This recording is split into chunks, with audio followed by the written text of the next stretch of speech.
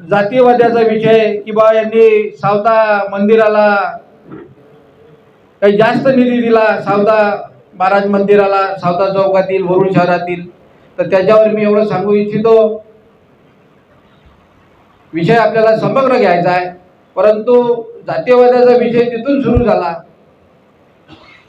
सावता मंदिरच्या ट्रस्टीचं असं मत होतं की भाऊ, निवडणुकीच्या पूर्व सुद्धा मी त्यांना ते सभागृह बांधून देण्याचं आश्वासन दिलं होतं।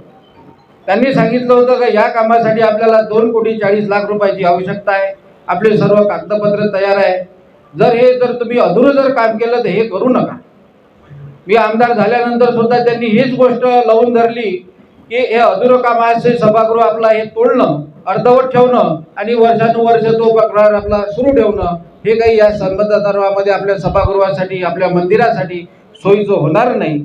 या कामासाठी संत शिरोमणी सावता महाराजाचं जर आपल्याला तिथं सभागृह जर बांधायचं आहे तर 2,40,00,000ची गरज आहे।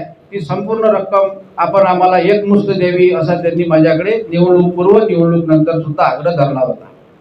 त्यामुळं हे जे जुन्या पत्रामध्ये जे 1 कोटी रुपयाचा उल्लेख आहे, नंतर मी त्याचे 2,40,00,000 केले, त्याच्याहून मला जर जातीवादी तुम्हाला ठरवायचं असेल तर ही त्यांची खालची पातळी दिसून येते त्यांच्या विचाराची।